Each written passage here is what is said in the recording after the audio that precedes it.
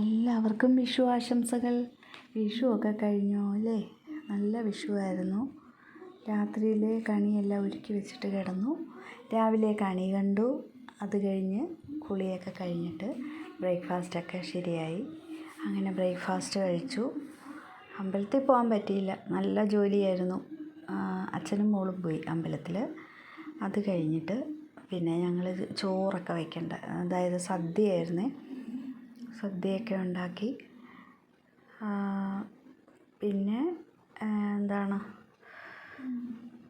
നല്ല ജോലിയായിരുന്നു.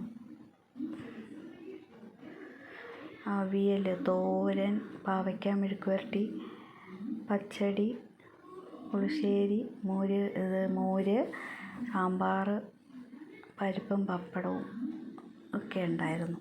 നല്ല ടേസ്റ്റായിരുന്നു. എല്ലാവരും നന്നായിട്ടൊക്കെ കഴിച്ചു. പിന്നെ പായസം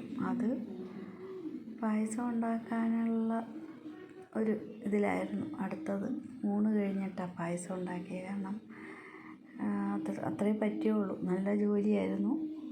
പിന്നെ അടപ്പായസമാണേ ഉണ്ടാക്കിയത്.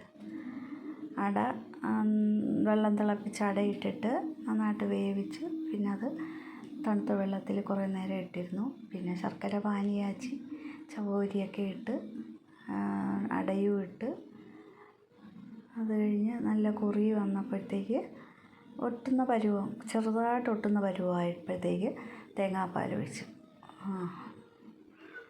പിന്നെ തേങ്ങാപ്പാൽ നന്നായിട്ട് ചേർക്കണം, അതാണ് അടപ്പായസത്തിൻ്റെ ടേസ്റ്റ്. അത് ഒഴിച്ച് നന്നായിട്ട് ഇളക്കി കുറേ നേരം ഇളക്കി എന്ന് പറഞ്ഞാൽ അടിക്ക് പിടിക്കാത്ത രീതിയിൽ നമ്മൾ നല്ലപോലെ ഇളക്കിക്കൊണ്ടിരിക്കണം അടപ്പായസം വയ്ക്കുമ്പോഴേ. അതാണ് നല്ല ടേസ്റ്റ് അപ്പോഴും. പിന്നെ ചക്ക വഴറ്റിയും കൂടെ ചേർത്തപ്പോൾ നല്ല ടേസ്റ്റാണ്. അടയുടെ കൂടെ കുറച്ച് ചക്ക വഴറ്റിയതും കൂടെ ഇട്ടാൽ നല്ല ടേസ്റ്റായിരിക്കും. അതൊക്കെ ഇട്ട് ഇളക്കി നന്നായിട്ട് ഇളക്കണം, അടിക്ക് പിടിക്കരുത്. നന്നായിട്ട് ഇളക്കിക്കൊണ്ടേയിരിക്കണം. അടപ്പായസം അങ്ങനെയാണ്. അത് എന്നിട്ട് ഇത് പശുവും പാലാണേ. പശുവും പാലൊഴിച്ചു. ലാസ്റ്റ് പശുവും പാലൊഴിച്ചത്. പിന്നെ വറുത്ത് വെച്ച അണ്ടിപ്പരിപ്പും മുന്തിരിങ്ങയും എല്ലാം കൂടെ ഒഴിച്ചു.